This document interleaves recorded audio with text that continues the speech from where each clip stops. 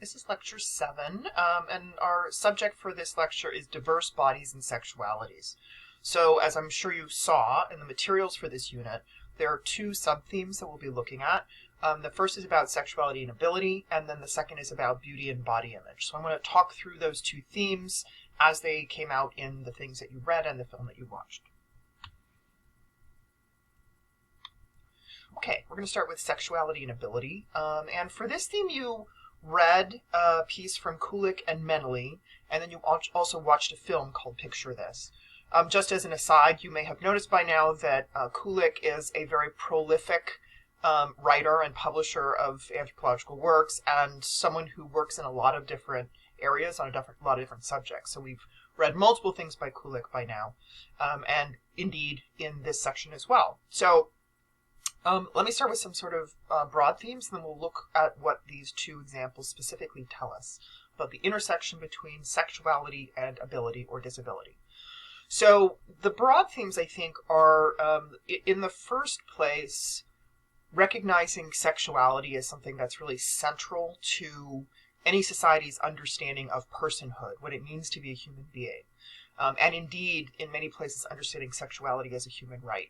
So something that is not on the side, but is really at the center of human experience, and therefore something that becomes really crucial, particularly for people for whom performing their sexuality is a challenge in some way. And this is something that, as you read, extends to individuals with disabilities, particularly disabilities that make it challenging for them to address their sexual needs on their own, right? They often need assistance, and that becomes sort of the question, right? So one of the things that leads to is this sort of question around boundaries. And as Kulik and Menley note, both sexuality and disability sort of push boundaries, right? They cross boundaries, they can reconfigure boundaries, or sort of call boundaries into question. So that's one of the reasons that this is an especially potent intersection, the intersection between sexuality and ability or disability. So in this unit, we're looking both at individual experiences and indeed individual activism around the question of sexuality for disabled people, and also some of the broader questions, especially government policies. The Kulik and Menley piece, as you saw, is really about comparing national policies and sort of measures around this question of disabled people's human rights, particularly as regards access to sexuality. So these are the images for those two pieces. The Kulik and Menley, you read a chapter from a bigger book, right? It's a book about this whole set of questions. So I'll give you a little bit more context on their study, and then we'll look at what they talk about in this chapter. And then I also hope you enjoyed the film Picture This, which I think is a really great film that is highlighting a particular man's experience, Andrew Gurza, as a person with disabilities, and his pursuit of a sex life for himself and for others in the disabilities community. So let's start with the Kulik and Menley. As I say, this chapter is part of a book that is looking at this question of particularly national policies around sexuality for disabled people. What Kulik and Menley are doing in this book is comparing the situations in two countries, Sweden and Denmark, both of which are understood as quite progressive when it comes to policies that support the lives of disabled people, but as you learned, I think, in this chapter, have quite different approaches to access to sexuality or to their own sexuality for disabled people. So in Sweden, facilitating people with disabilities being able to be sexual is often blocked or curtailed, or at least not facilitated. And in contrast to that, in Denmark, there are policies and practices in place that really acknowledge and facilitate the exercise of sexuality on the part of disabled people. So one of the reasons for that is really owing to a sort of landmark decision in Denmark, which was the 1989 document called Guidelines About Sexuality Regardless of Handicap. It's referred to in the chapter that you read. And really what that measure put into place was a whole raft of sort of both attitudes and specific practices regarding this issue. So the idea of this set of guidelines that was put forward by the Danish government was really to make sexual experiences accessible for disabled people, again, regardless of the kind of disability. So in other words, people who needed assistance to be able to do these things, this document was meant to sort of open a pathway for that and to talk about how that might happen. So this set of guidelines then talks very specifically about what is expected of the assistants who work with disabled people, right? The attendants or aides. So the document talks both about what an assistant may do, right? The kinds of things that are permitted. For example, providing assistance for people to masturbate, right? With a sex tool or whatever else. Or to have sex with partners, right? Some of which would involve or require the intervention of those aides. It also talks about what these attendants are prohibited from doing, right? So it is not okay under these guidelines for those assistants to have sex with their clients themselves.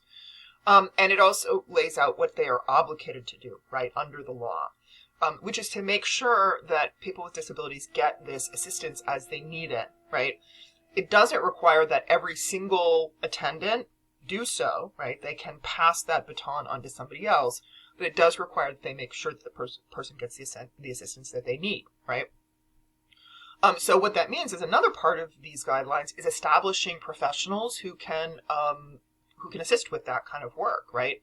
And so one of the things that was created was this organization called the Danish Association for Sexual Advisors. So this is really establishing trained sex advisors who can assist adults with disabilities, both to sort of figure out what it is that they need and then to put a practical plan in place to follow through on that, right?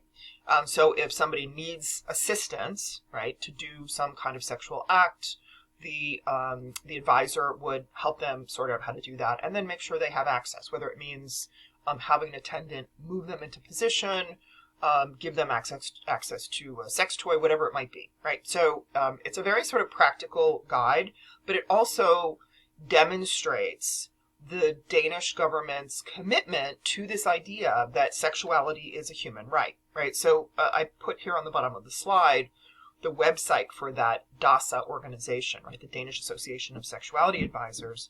And it includes their mission statement, which is really, as it says on the bottom of the screen, everyone has the right to a sexual life regardless of disability.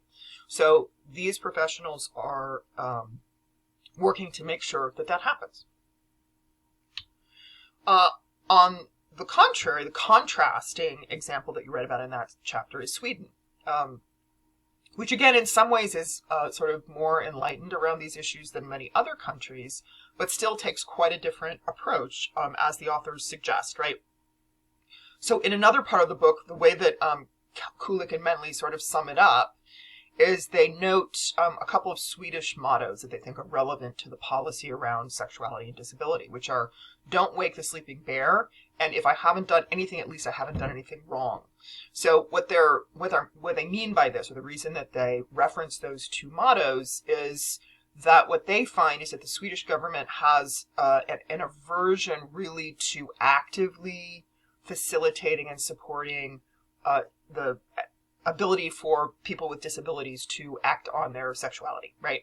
So it's not prohibited or anything like that, but they are not nearly as frank and as proactive as the Danish government in really supporting folks in getting opportunities to be sexual, right? Again, particularly we're talking here about people who need assistance to be able to do so.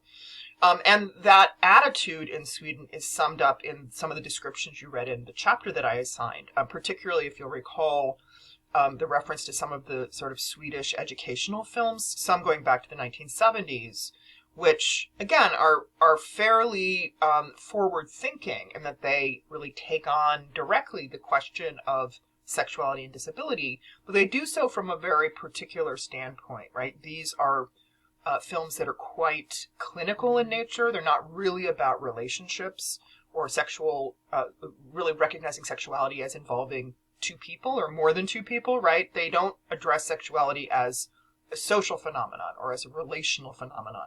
It's really about sort of the nuts and bolts of sexual activity in a way that still is, at least as the author, in the author's perspective, sort of limiting, right, and still marginalizes sexuality on the part of disabled people as something not fully realized or fully realizable. The fact is, these two countries are the focus of this particular book, but there's a much broader sort of international concern about and attention to this issue of sexuality for disabled people and the sort of human right of being able to enact one's sexuality. So indeed, the UN Office for Human Rights has a policy in place that encourages that this is something that countries attend to, right? This is a document from 1993, which was rules on the equalization of opportunities for persons with disabilities. And it goes into some detail on all the areas that the UN suggests need to be addressed for that equality to ultimately be in place. And one of those areas, as I highlighted and circled here on the slide, is it's a long document with lots of different areas of social life that the UN thinks need to be worked on to meet this standard of equality. And one of them is precisely about sexuality, right? So under their discussion of issues that need to be dealt with in the area of family life and personal integrity, they have a clause about persons with disabilities must not be denied the opportunity to experience their sexuality, right? So again, I think this just goes to that broader question that this is not an incidental issue, but one that for many people it's understood absolutely to be central to the human experience, and therefore really crucial that it be dealt with. And I think you saw some of that in the film with Andrew Gurza as well, that he is really going out of his way, both for his own experience and as an activist for disability rights, to say that this is not something that we need to be embarrassed about or not talk about, that in fact it's really important and it needs to be front and center when we talk about these issues. So I think, some of the key themes that come out in both the film and the reading are these that I have on the screen. So the first is the question of visibility. And I think a lot of what Andrew Gurza is doing is about this. So making it be the case that people with disabilities are not sort of hidden away, but are part of a sort of public discourse around rights and around rights, particularly to sexuality. Now, there's all kinds of complications to that question of visibility, particularly for people with disabilities. So on the one hand, there's visibility versus sort of hypervisibility, right? So one of the challenges is not being sort of with the attention that is put on your identity, then made to be an other, right? So part of that then is sort of bleeding over into the idea of the fetishism of people with disabilities, right? So it's a really impossible decision, right? There's one point in the film where Andrew's friend, his longstanding friend, who's also a sexuality researcher, asks him something to the effect of, would you rather be invisible or a freak show, right? And he says freak show, right? But neither position obviously is very comfortable.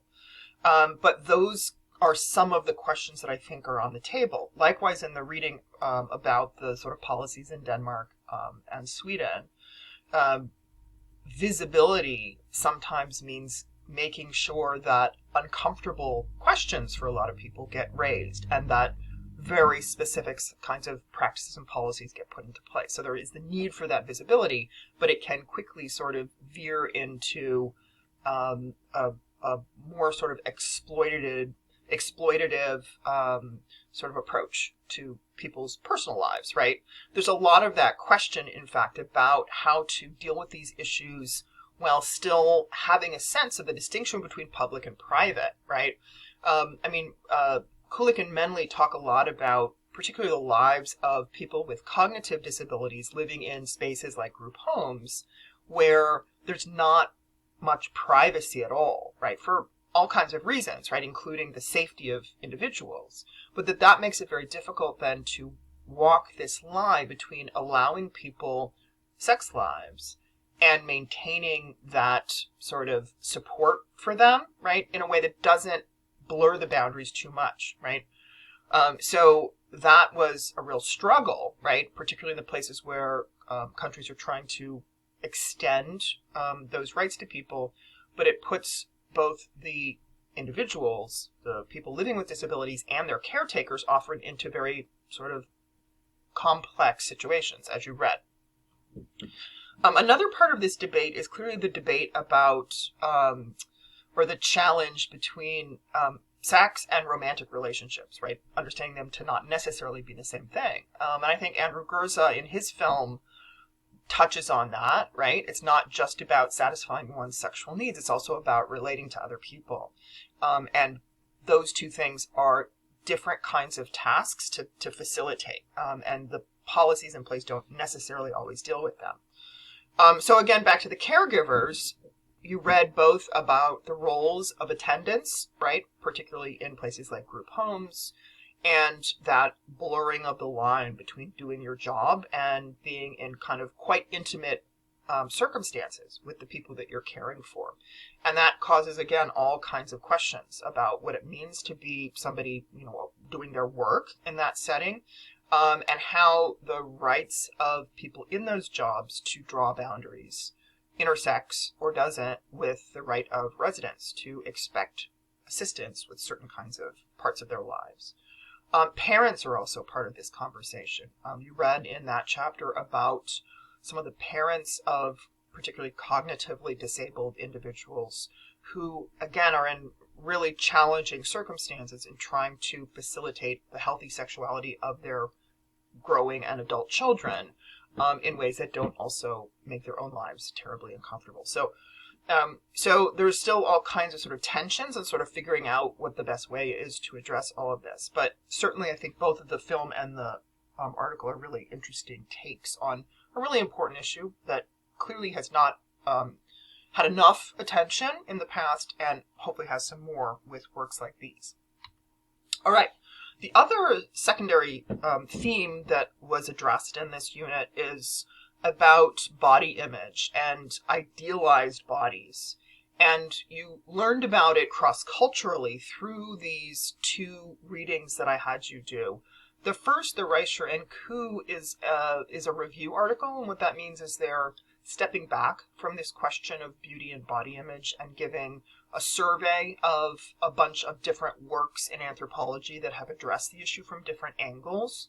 And then the second was an excerpt from this very interesting book called Fat, The Anthropology of an Obsession, which includes a whole bunch of different angles on this subject of quote-unquote fat, as you read in the introduction, right? So it's not just about bodies, it's about fat as a substance and some other things, but also written in a certain way. They're almost like think pieces or personal essays.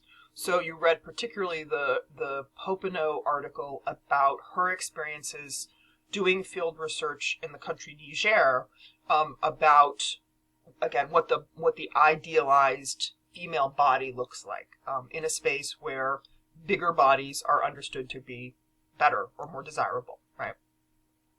So I think we learned a few things about beauty and body image and about particularly idealized bodies, and more specifically idealized female bodies, because I think as both of these articles show, the bodies that are most put under the microscope or are most tasked with carrying those cultural ideals tend to be female bodies more than male bodies. So I think what we learned is that the idealized female body is very culturally specific, right? It's not the same everywhere in terms of what the proper size or shape of the body might be or should be. And it's also, those ideals are really deeply embedded in worldview, in the social fabric. So it's they tend to be very taken for granted, right? It's hard for people to see outside of them. You're often, so much kind of a fish in water about the expectations in your own society that it can be really hard to kind of think cross-culturally and relatively about those issues. The second thing that I think came out in both of these readings is that whatever the model of the ideal body is, that it's really connected to lots of different areas. Like, it's not just about bodies, it's not just about people's conceptions of what beauty is, but it's also about certainly gender and sexuality, but also family, work, power, class, really cultural values, right?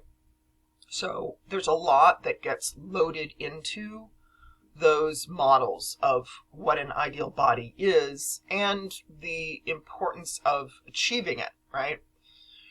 So the Reicher and Koo in particular give us a couple of different theoretical tools that we can use to think through those idealized bodies, those models of the idealized body in different societies. So these are a couple of tools that are useful really across a lot of different contexts. So let's talk about them. One is body as symbol, and the other is body as agent.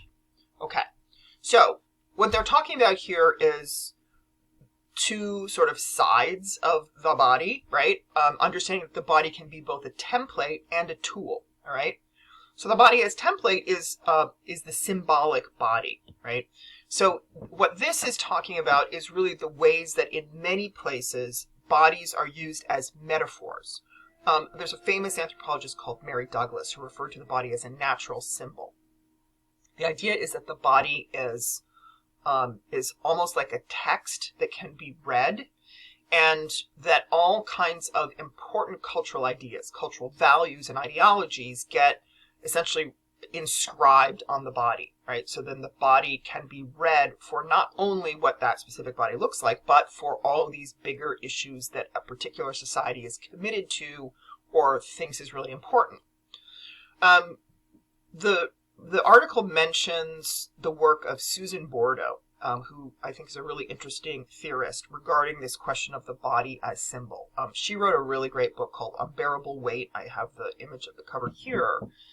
And what she says in there, she's looking at different qualities of idealized bodies over time, really in the Western context. So we can think about sort of idealized bodies in the US.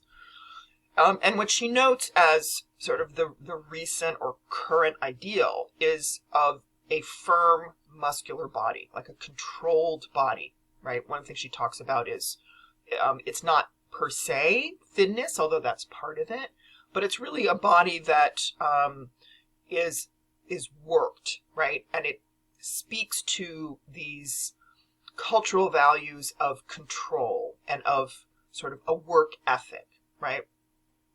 So these sort of cultural ideals get projected onto bodies that then are judged by the degree to which they meet those cultural expectations. And because of the nature of those cultural expectations, that ideal also serves to police and control people's behavior, right? So it puts forward the sort of pressure for having a certain kind of internal discipline, right? So the experience of living in your own body and the pressures one may feel to work on one's own body connect then to these broader sort of cultural expectations. But it often feels like an internal struggle, right? So what Bordeaux connects that dynamic to, and she says it's particularly expressed in the ways that the idealized female form is put forward in the United States, is the contradictory expectations of capitalism, of living in a capitalist society. And those contradictions, she says, are to produce and consume, right? Both production and consumption, which in many ways are sort of contrary to each other.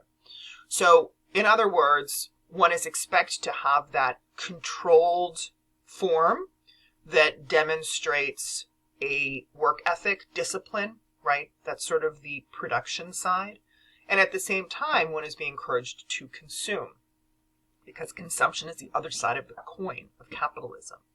So then these almost impossible dynamics are projected onto the female body to both have your physical form demonstrate control, right? Discipline, while also consuming, right? So staying thin while also finding ways to indulge in practices of consumption.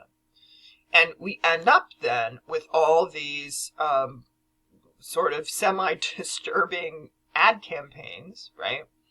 I just put a couple of, this is some ad campaign with Katy Perry about some like low-calorie chips, where you get that tension, right, of indulging, but sort of feeling guilty about it and needing to not indulge too much. I'm sure you've noticed, particularly a lot of advertising around things like desserts or ice cream or chocolate often have this subtext or sometimes overt text of, indulge, like get carried away, but don't go too far and feel guilty about it, right? Like make sure you feel guilty. So that idea of like guilty pleasure, or like secret indulgence, right? Particularly demonstrating women being in that position is a theme we see that goes directly to this sort of argument that Bourdieu is making. So then again, this is a way of thinking about the body as a symbol. So the body symbolizing the tensions of capitalism then end up also affecting the real lives of real individuals with real bodies, right? But part of how we can understand where that's coming from is through this idea of the symbolic body, right? So given all of that, then one can also look at how people carry themselves and how people manage their bodies as also offering opportunities for resistance, right? So then people with alternative body shapes, right, who don't embrace whatever that idealized body is, can be understood to be sort of rebelling against those strictures and that policing or that suggestion that one should self-police, right? So there's both the control part and there's the sort of opportunities created to actively resist that control and to resist then that cultural ideology or those cultural values. So it's hard to do that often, right? It's hard to do that because this symbolic system is about a particular body ideal connected to certain cultural values, but it also connects to certain moral values or expectations, right? So there's the idea that the ideal body is not just about the physical body, it's also about whether the person in that body or the person carrying that body is adequately morally consonant with the society, right? So it's about being a person who looks a certain way, and it's also about being a good person, right? So that sort of moral part of it makes it challenging then to buck the system, is my point, right? So particularly in places like the US, right, in the West, where we have an ideology of individualism, that one is in charge of oneself, one makes oneself, then the body is understood as a sort of personal project. It's your own responsibility, right? What your body is like and how your body presents. So there's a lot of cultural pressure then, right, to look in a way that conforms to the ideal. Which doesn't mean that everybody accepts that at all, but it does mean that those are some powerful cultural dictates that are operating. So that's the body as symbol. That's one of the cultural tools that the authors give us. The second is the body as agent, and this is a different cultural model, one that really is drawing on the idea of embodiment. And the article talks a bit about it, but in brief, embodiment is a theoretical approach that understands the physical body to be basically the mediator between the person and the world, right? This is an idea of the materiality of being in the world, that essentially we meet the world via our bodies, right? The sensory capacities of our bodies, for example, the way that we even understand, who we are, where we are, is through the physicality of our bodies. So this is sort of, I guess you could say, an antidote to the Cartesian mind-body split, right? So it's saying bodies are agents in and of themselves, right? That they act in and on the world.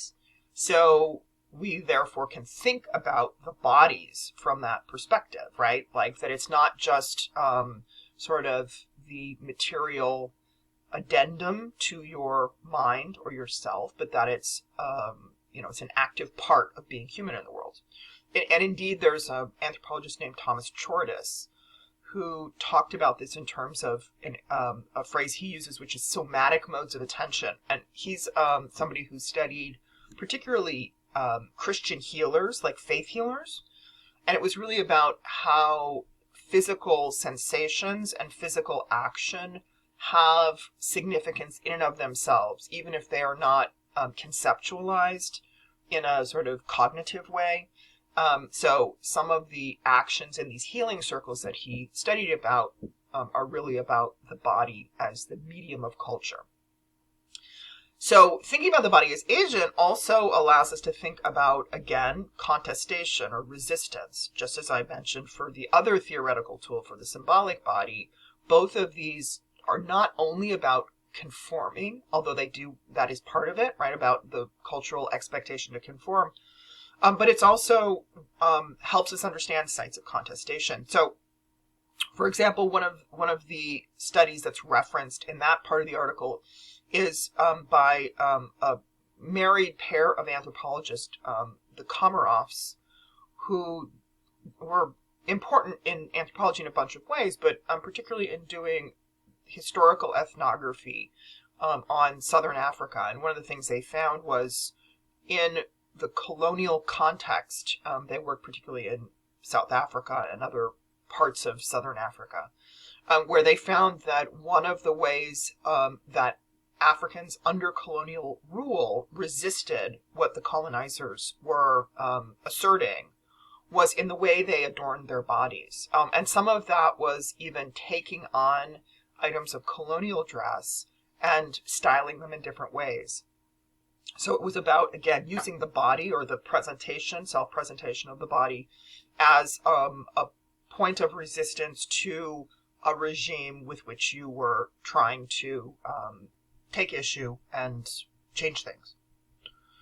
So the other reading that you did in this section, I think, feeds in here very well. And in fact, you may have noticed that the review article mentions the Popenoe piece, right? So there's already sort of a built-in connection there.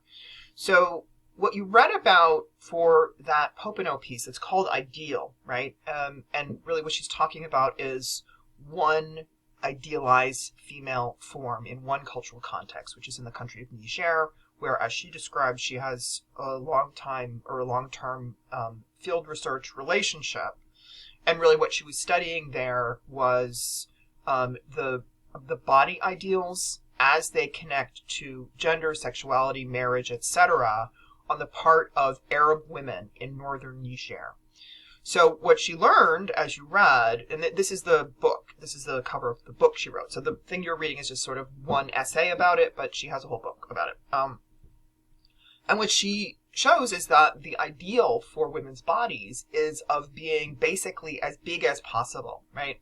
And this starts even in childhood when girls are fed a lot in the interest of increasing the size of their bodies, fattening their bodies. And that ideal of a large female form is tied to sexual attractiveness, beauty. It's also connected, as you read, to ideas of prosperity or class, right? That women whose husband, right, are able to have them stay at home and not work at all, right? That they have servants who do much of the sort of manual labor around the home, that is a sign of prosperity, right? So the woman's body, in other words, is demonstrating both that it's beautiful, right, and sexually alluring, but also that it's a sign of a family that is doing well, right, and that has status. So all of those things get, again, wrapped up in or projected onto the female form. So in that way, then, one could say that, the fat body in that context, the fat female body is a source of power, right? Because women are able to sort of assume this idealized position. It's also a site of policing, right? As you read, there's a sort of force feeding that goes on. So just as, women in a society that has strong expectation of thinness, right? There's sort of policing and self-policing that goes on toward that ideal. There's also a certain amount of policing in this society as well, right? That girls are encouraged and sort of literally given lots of food to move them towards that bigger body form. One of the interesting distinctions, though, that Popenoe points out is that even though there's a clearly idealized body type, right, and even though there's all kinds of stuff that people do to try to make that a reality, there isn't the same idea of people being punished, right, either self-punishing or being punished by others if they don't meet that ideal, right? So if a woman in this community that she's working in Niger, is not particularly big, right? A woman who's smaller, it's not understood that she's somehow a moral failure, right? Or that it's her own fault for not working hard enough. Whereas in a place like the United States, those are often some of the narratives that would circulate around somebody with a non-idealized body type. So one of the suggestions that Popenoe makes as far as sort of why that would be is that, it's partly the cultural values, the differing cultural values in these two cultural worlds. So in a place like the United States where there's a cultural ideal of individualism, and as I mentioned earlier, that idea that your body is your own personal project and it's your own responsibility to manage and maintain, then it follows that if your body does not meet that ideal, then it's understood as in some way a personal failing, right? So that was not what she found in her field work in Niger. So the constant between the two cases is a clearly defined and powerful body ideal, particularly for women. The difference is the degree to which the woman as an individual is blamed if that ideal is not achieved. So again, food for thought, both about these dynamics in other places and as it reflects on how people think about bodies, body shape, body ideals, and beauty here in this society. So that's it for this time, and we'll talk again soon. Bye-bye.